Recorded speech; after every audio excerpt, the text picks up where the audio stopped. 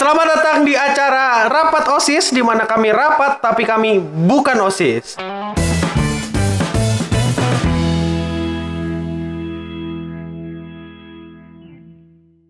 Kali ini kita kedatangan bintang tamu yang cukup spesial dan sudah sering muncul di mana-mana mungkin. Jadi sebelum itu kalian sudah kenal aku seperti biasa. Silahkan Bapak bisa diperkenalkan dirinya siapa. Mungkin di sini ada orang yang belum tahu. Oke, nama gue Hikaru Aswin. Nama aslinya Aswin Nur Cahya sesuai di kredit. Pekerjaan visual effect di Jepang di studio anime. Pekerjaannya apa aja yang pernah dikerjain di anime? Ada Tokyo Revengers yang sekarang lagi ongoing.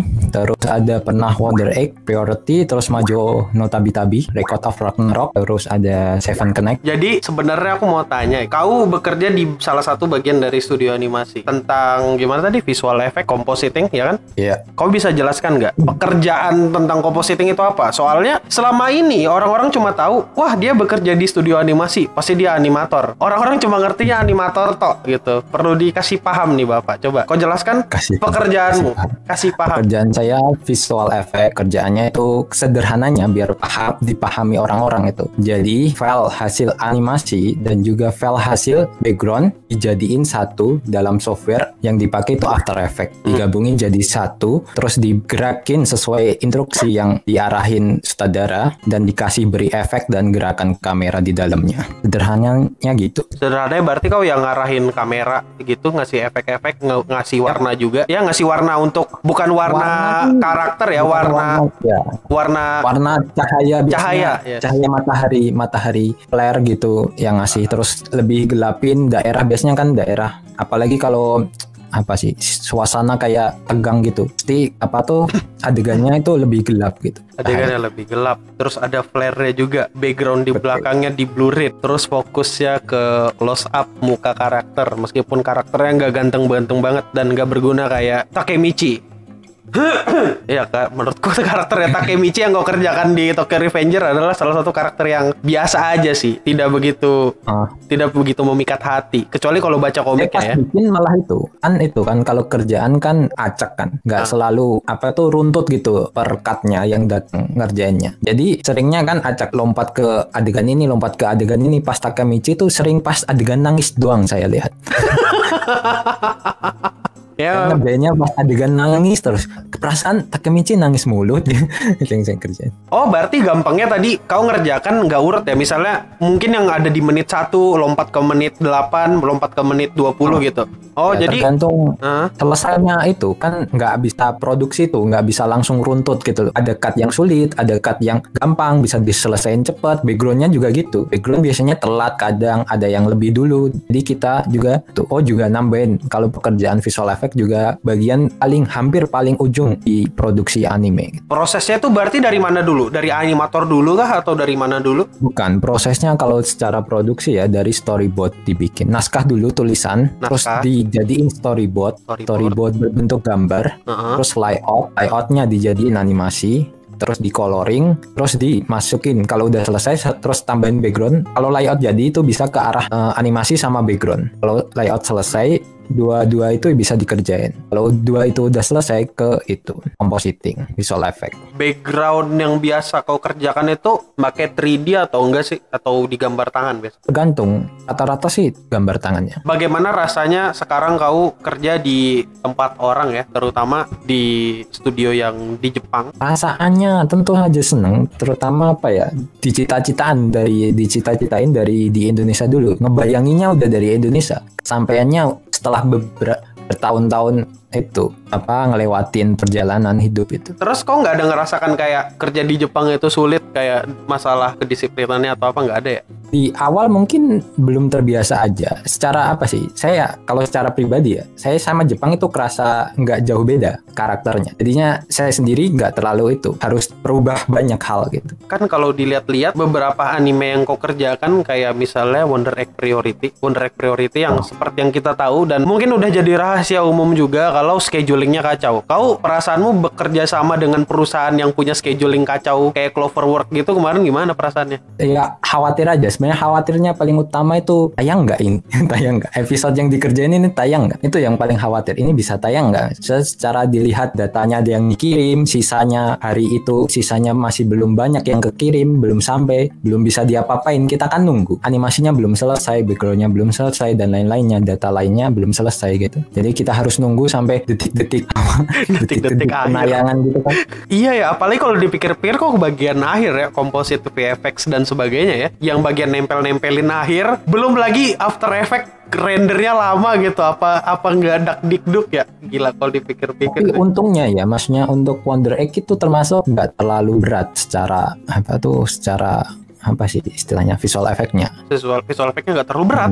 Iya, karena dikit banget. Maksudnya untuk karakternya sendiri aja, itu cuma di bagian matanya aja. Yang lainnya itu nggak diapa-apain lagi. Kan di Wonder Egg Priority, dari beberapa situs yang aku baca juga banyak staff muda yang baru ya. Kau pengalamanmu bekerja dengan direkturnya itu gimana? Maksudnya secara langsung ya enggak sama direktur sananya. Tapi ya kalau direktur itu urusannya sama direktur lainnya di bagian per posisinya. Jadi direktur misal ya direktur bagian sutradara, ya meetingnya samanya atau sutradara lain kayak di bagian background, terus animasinya, terus bagian coloringnya, dan lain-lain. Jadi kalau saya secara pribadi ya cuma bagian staff yang ngikutin apa yang diarahin itu. Jadi ntar tinggal arahin gimana. Ntar misal kalau ada revisi gitu kan, revisinya itu ada di kertas revisi, jadinya kita nggak perlu nanya langsung gitu apa yang direvisi, tapi ada kertasnya sendiri yang bisa kita baca gitu. Tadi kau bilang sempat mention matanya gitu yang di kasih visual effect atau di komposit gitu kan. Seberapa penting sih komposit di anime itu? Anime modern itu makin kompleks gitu. Yang ada di layar gitu, satu layar aja, satu adegan gitu, kompleks banget. Dan pekerjaan visual effect jadi itu sangat penting sekarang. Benar-benar nggak bisa pelosan. Kalau dulu kan masih standar banget gitu, visual effectnya paling flare, terus tambahin lebih gelap aja, blur aja backgroundnya, kamera digerakin. Sekarang lebih ribet lagi, per karakter dikasih efek beda-beda itu. Ini tuh cukup nguras tenaga dan juga itu beratnya penggunaan di After Effects-nya, rendernya makin berat juga. Jadi makanya pekerjaan ini berharapnya sih saya makin banyak orang. Jepang sendiri masih terbilang cukup jarang didengar juga, karena emang jarang yang kelihatan ngerjain nasnya visual effect juga, terutama di anime ya. Kau sendiri pernah ngalamin overwork gitu nggak sih? Kalau saya rasa maksudnya industri anime kan terutama apalagi visual effect yang bagian akhir ujungnya, terutama deadline itu ya, jadi segala kayak lembur ataupun lain hal biasa sebenarnya. Tuntutan profesional aja maksudnya secara dipikirinnya gitu aja. Kau pernah tahu nggak budget pastinya untuk anime produksi rata-rata berapa? Tergantung, nggak tahu juga secara pastinya. Cuma miliaran per episode. Per episode? Serius? Per episode? Bukan per season gitu? Nggak? Bukan. Karena misal ya visual effect aja untuk satu episode 100 ke atas. Kalau miliaran gitu, animasi sekeren Kimetsu no Yaiba atau Violet Evergarden habis berapa? Banyak lah. Banyak. Tapi sebenarnya budget itu nggak menentukan animasi bagus ya. Nah, iya itu budget tidak menentukan animasi bagus. Coba Anda jelaskan sedikit kenapa anime itu ya memang pengaruh budget, tapi ada iya dan tidaknya gitu. Ya tergantung itu kan orang-orang di dalam itu pengerjaan itu siapa aja di dalamnya. Uang kan secara itu kan orang yang bisa dipekerjakan. Berapa yang harus dikerjakan, berapa jumlah episode yang bisa dikerjakan. Kalau secara hasil animasinya ya tergantung orang-orang di produksinya itu, siapa sutradaranya, siapa yang bikin musiknya, siapa yang itu. Waktu kau ngerjain Wonder Egg Priority untuk satu episodenya, itu deadline-nya berapa lama? Mungkin banyak yang nggak tahu ya, yang ngasih deadline itu bagian namanya Seisaku Shinko, itu yang ngurus-ngurus bagian jadwal. Misal ya kalau mereka nyuruh 3 hari selesai, ya 3 hari selesai, gantung merekanya itu. Jadi untuk Wonder Egg Priority kau bisa dapat berapa? Ada seminggu mungkin ya. Semua cut dibagi-bagi itu sama tim lain gitu. Oh banyak kan, dari studionya sana sendiri, terus studio mana lagi juga ada. Oh, jadi yang ngerjain itu rumbukan jadi satu ya? Jadi ada studio lain sama studio utamanya ya? Berarti kau dipekerjakan sebagai outsource karena ngambil dari orang-orang studio bukan? Betul. Untuk anime ongoing itu produksinya memang dibuat di 1 minggu itu juga atau udah ada stok untuk beberapa minggu? tergantung ya. Ada yang kayak kasusnya Wonder Egg itu nggak ada stok sama sekali. Nggak ada stok sama sekali, bahkan hitungan jam ya. Tokyo Revenger itu sangat bagus untuk produksi ya. Jaraknya lumayan jauh. Saya ngerasain itu beda banget. Kan ngambil itu Wonder Egg sama Tokyo Revenger. Rasa bedanya jauh gitu. Apa Tokyo Revenger berarti kayak misalnya minggu ini udah diproduksi gitu. Berarti sudah ada episode-episode berikutnya gitu yang sudah selesai gitu kan. Ya, betul. Yang sudah nggak agak jauh dari jadwal tayang. Bang, bahas gimana caranya bisa kerja di anime produksi di sana atau awal mulainya bagaimana? Kalau kerja normal aja ya, kalau kerja ya, maksudnya ngelamar. Gimana cara ngelamarnya, apa aja yang dibutuhin? Saya gitu udah di Jepangnya maksudnya sebelum kerja di studio di Jepangnya udah lama. Apalagi untuk istilahnya bahasa Indonesianya apa ya? Di kepala itu keluarnya bahasa Jepang malah. Kureki. Jadi maksudnya kayak pelatihan dulu gitu, kayak gitu atau bukan pelatihan kan kalau di dasar awal banget ya. Saya tuh ke Jepangnya itu untuk sekolah. Mulainya dari LPK gitu. LPK rata-rata kan LPK dulu setahu saya itu cuma magang kerja gitu. Ternyata ada program lain gitu selain magang, yaitu sekolah sambil part time gitu. Milihnya tuh sekolahnya itu sambil part time. Habis lulus itu kan awalnya ke Jepangnya untuk sekolah bahasa awalnya. Habis lulus sekolah jurusan animasi di Jepang. Habis itu baru pas masih sekolah ngelamar. Jadi kau emang udah ada di Jepang baru kau kerja di studionya. Karena presentasinya lebih tinggi gitu loh. Kalau kamu pengen sesuatu kan gimana caranya itu biar wujud kan dekatin nih. Ya gimana ke Jepang dulu. Sekolah dulu. Gimana bikin anime ngelamar aja biar lebih mudah lah cara presentasi untuk masuk gitu. Kenapa banyak anime yang di 3D kan hasilnya kurang bagus malah cenderung jelek? Kok beranggapan kalau anime 3D itu jelek nggak sih? Beranggapan jelek, tapi secara jeleknya itu bukan jelek dalam arti menurutku tuntutannya yang terlalu gede menurut saya. Acara TV ini tuh acara TV bukan movie, jadinya standar segitu cukup. Selama masa pandemi ini, apakah dalam produksi anime itu terganggu atau enggak? Kalau terganggu itu terganggu apa? Terganggu kalau ada yang kena ya. Itu terganggu. Kalau ada yang kena, satu hilang itu ya kerjaan numpuk. Mungkin saat ini lebih oke. Dulu pas awal-awal banget itu kayaknya banyak kendala, maksudnya untuk komunikasinya ya, karena semua WFA. Sekarang udah pada terbiasa.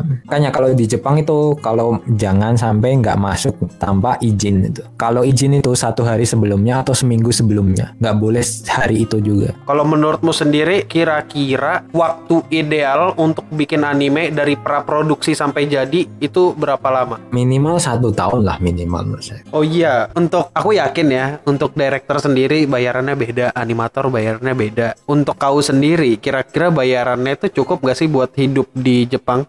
Cukup banget sih. Cukup banget. Ada kelebihan gitu? Atau kau perlu makan hemat gitu nggak ya? Nggak, malah saya kan termasuk itu kan sebelum kerja di studio kan udah juga kerja part time di mana-mana. Ya terbilang cukup dan masih sisa itu bisa nyimpen untuk di tabungan juga bisa. Itu kalau karyawan tetap ya, Anda karyawan tetap kebetulan.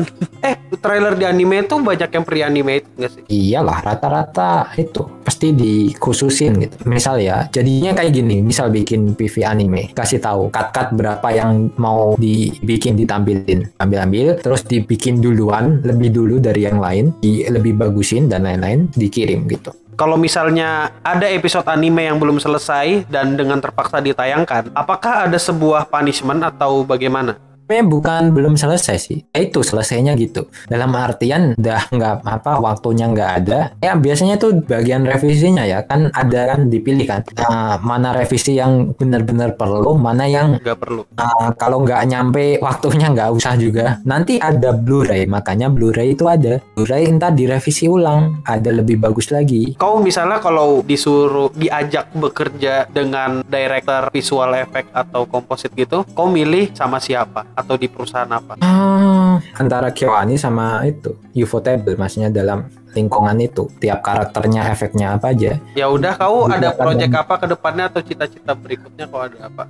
Project ke depannya masih nggak boleh disebut. Iya, ya tidak usah disebutkan. Yang boleh disebutkan, kalau yang tidak boleh tidak usah disebutkan dong. Kalau project pribadi tentu kalau kan cita-citanya satu itu ya bikin sendiri, punya kesempatan bikin sendiri. Bikin anime sendiri maksudnya. Dan kalau target jangka pendeknya sekarang tuh Instagram nyampe 10.000 dulu. Nggak ada ruginya sih sih kalau kalian nge-follow si Aswin. Soalnya di sana dia ngasih ilmu tentang compositing, visual effect. Banyak aja sih, nggak cuma compositing, animasi lainnya juga, pekerjaan lainnya juga saya bahas kadang, karena ya banyak yang masih awam walaupun saya bukan ahlinya ya. Tapi setidaknya saya sekolah itu di Jepangnya langsung. Guru-guru waktu saya sekolah itu yaitu para profesional, guru-gurunya masih kerja di studio. Banyak konten yang menarik di sana sih. Aku juga banyak belajar begitu nonton di sana. Aku juga mulai suka memperhatikan compositing anime, suka memperhatikan detail-detailnya. Seru buat dipelajarin. Orang yang suka film gitu, film berhubungan sama film, editing dan lain-lain, sebenarnya menyenangkan lihatin kayak gitu. Ya udah, mungkin itu aja dulu, dan itu dia tamu kita untuk podcast Rapat OSIS kali ini, Hikaru Aswin Nur Cahaya. Jadi mungkin setelah mendengarkan ini kalian bisa sedikit mengetahui tentang dalam-dalamnya dunia anime. Dan kalau kalian mau tanya lebih lanjut lagi bisa DM Aswin di Instagram, ada di link deskripsi di bawah, ada Instagramnya si Aswin. Kalau kalian mau tanya aku juga boleh, tapi aku cuma jawab berdasarkan apa yang aku baca, dan kalau aku nggak tahu ya ujung-ujungnya tanya Aswin. Mungkin itu aja dulu, terima kasih udah nonton, dan sampai jumpa di episode Rapat OSIS berikutnya. Rapat OSIS, rapat OSIS, gak gitu aja.